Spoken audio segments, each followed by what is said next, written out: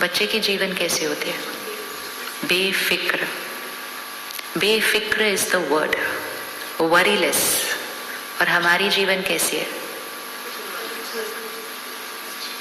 हमारी जीवन कैसी है? वरीसम, वरी फुल हो गई है। तो बेफिक्र, जैसे जैसे कलयुग और बढ़ता गया ना, स्टूडेंट लाइफ भी बेफिक्र नहीं रही।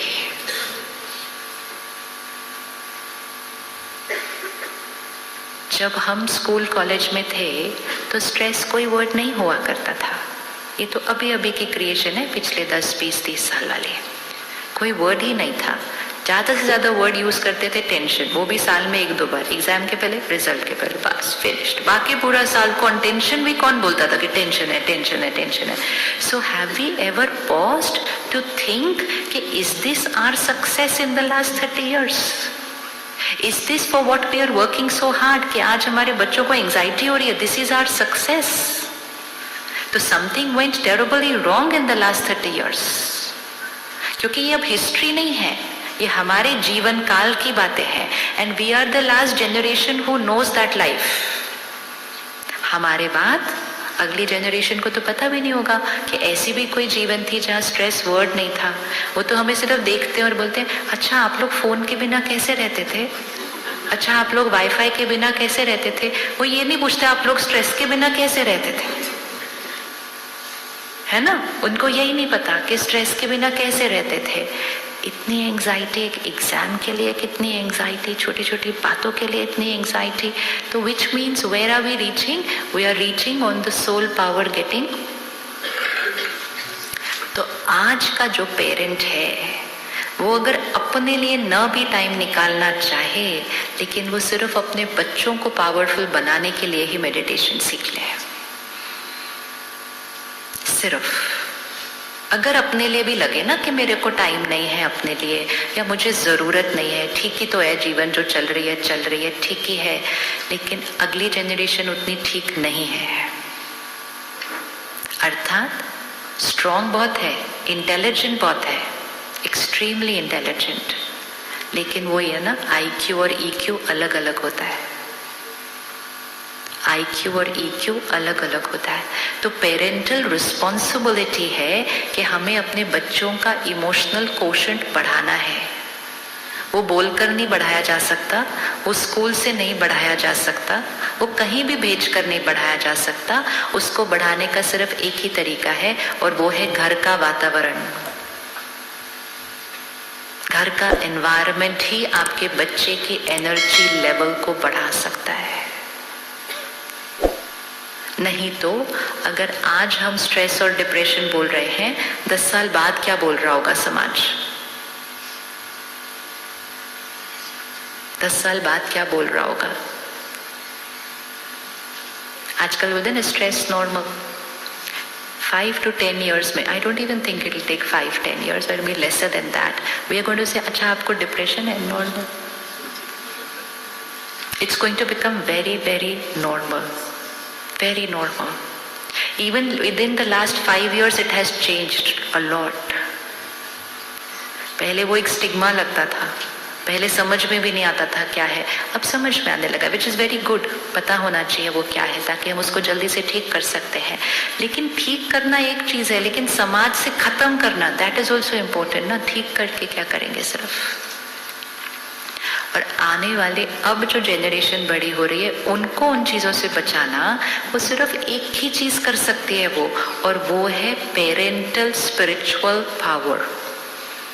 There is no other way, क्योंकि ये वो पावर है जो पैसों से नहीं खरीदी जा सकती है, ये डॉक्टरों से नहीं मिलती है, ये किसी जिम में नहीं मिलती है जिसके आप सब्सक्रिप्शन लेके अपने बच्चों को भेज सकें।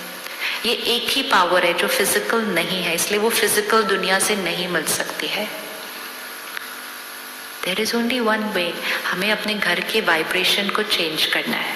Make this the priority of life.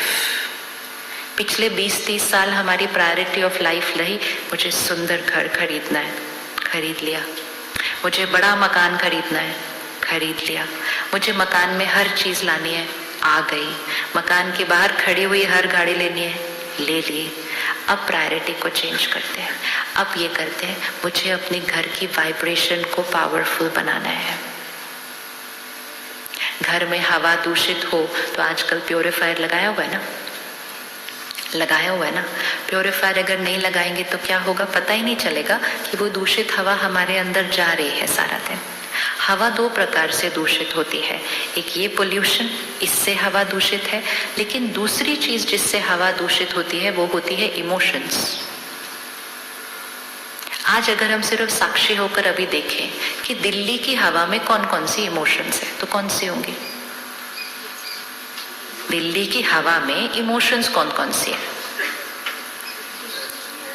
चलो बताओ बताओ, दिल्ली की हवा में कौन सी इमोशंस है?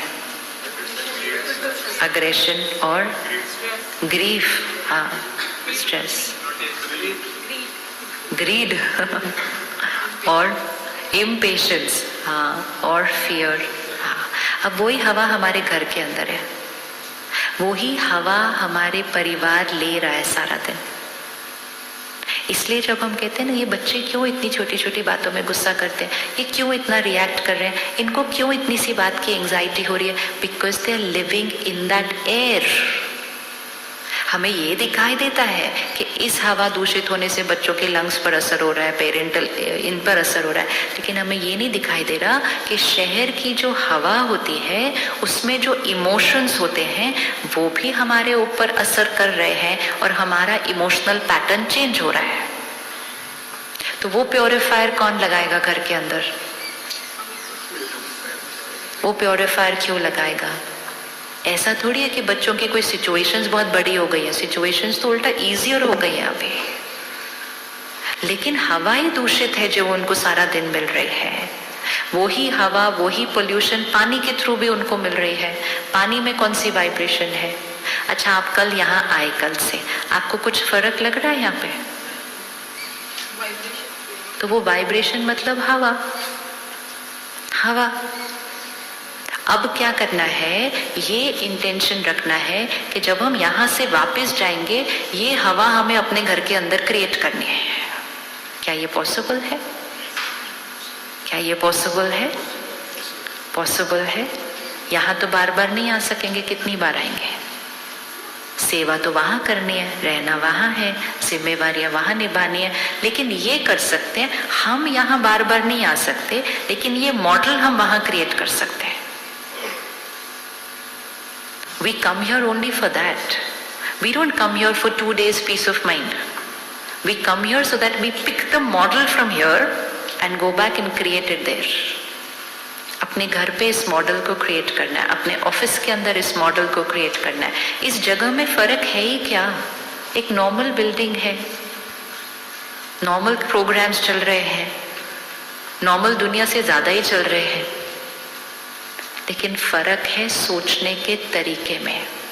सब कुछ करते हुए सोच। अब यहाँ जो भाई बहने आपको दिखे होंगे वो कोई खाली बैठ के मेडिटेशन तो नहीं कर रहे ना सारा दिन? हाँ जी, बहुत बिजी हैं, देखा आपने? बिजी है ना, लेकिन इजी बहुत रहते हैं। यही सीख के जाना है कि बिजी मतलब सेवा बहुत है, सेवा बहुत है, हाँ, फिर भी लाइट है। ये मास्टर की लेके जानी है यहाँ से। हमें लगता है स्पिरिचुअलिटी मतलब passive. Spirituality does not mean passive. Spirituality मतलब हमारी एफिशिएंसी पहले से भी। हम घर में कितने बजे उठेंगे? 5 बजे उठेंगे, 5:30 उठेंगे, 6 बजे उठेंगे। यहाँ तो हर कमरे में 3:30 बजे ही गाना बज जाता है, सोना चाहो तो भी नहीं सो सके। Because it's the best time to wake up and energize yourself. लेकिन दिनचर्या 3:30 से शुरू होती है और 10, 10:30 से पहले कभी नहीं खत्म होती है। And 7 days a week, 365 days of the year.